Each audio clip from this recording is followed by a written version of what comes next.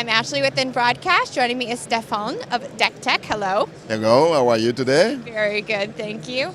So tell me, what can we expect from DekTec in the next 6 to 12 months? Well, we've been working on redesigning our complete line of SDI product for basically higher density, more performance, and lower cost. So those cards are rolling out, and in the next 6 months they will be all in the market. All very important things. And so what's new here at the show right now? What are you currently highlighting? So at the show we have 2 of those new cards that have already been released that we are lighting behind us. We're also showing some new solution for ATSC 3.0, which is a hot topic right now. Using our software stream expert, where you can now look at the video and the content and more in details. So we're adding some features to that functionalities.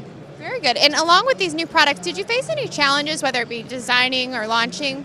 Yes, there's always challenges when you do hardware. You know, a lot of people want to do software, but hardware is what we do, and the challenges are mostly to make sure that the product meets the customer's requirement, but also at a price that's reasonable and affordable.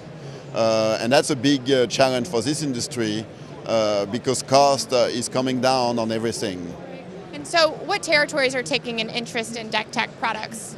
Well, you know, we're a global company, so we have interest worldwide. But I have to say right now in the US, due to the economic that are good, and also the fact that there's a lot of dynamics in the broadcast industry with ATSC 3.0, the repack, and so on, we see a lot of interest for new projects in North and South America. Right, absolutely. And can you talk just a little bit about what we could possibly expect from DekTec in the future?